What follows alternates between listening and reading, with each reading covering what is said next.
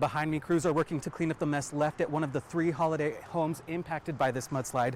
Salt Lake City Public Works tells me it was one of their water meters that broke, causing this to happen, releasing a few 100,000 gallons of water. Not enough to fill a swimming pool, but still a lot. And they say in cases like this, where it's one of their systems that fail, they're responsible for getting in contact with the homeowner, assessing the damage, and then helping with the repairs. The meter broke at a planned failure point.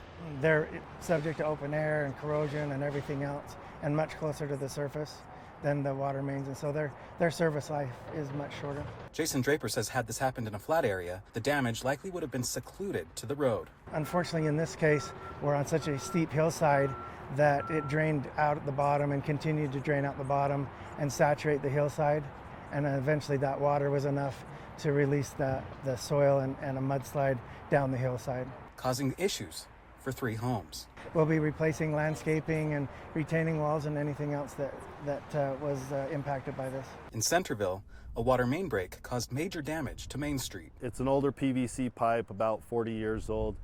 Sometimes they just have a defect that finally shows itself 40 years later.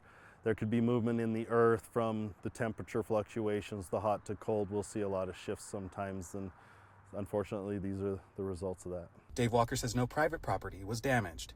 And in Provo, another water main break created a geyser, damaging more than a dozen cars and businesses nearby. And then opened the doors, all of the water came out. So much water. One of those cars belongs to Grace Reddington. Yes, the whole top of my car kind of shattered, and there's lots of glass in my car.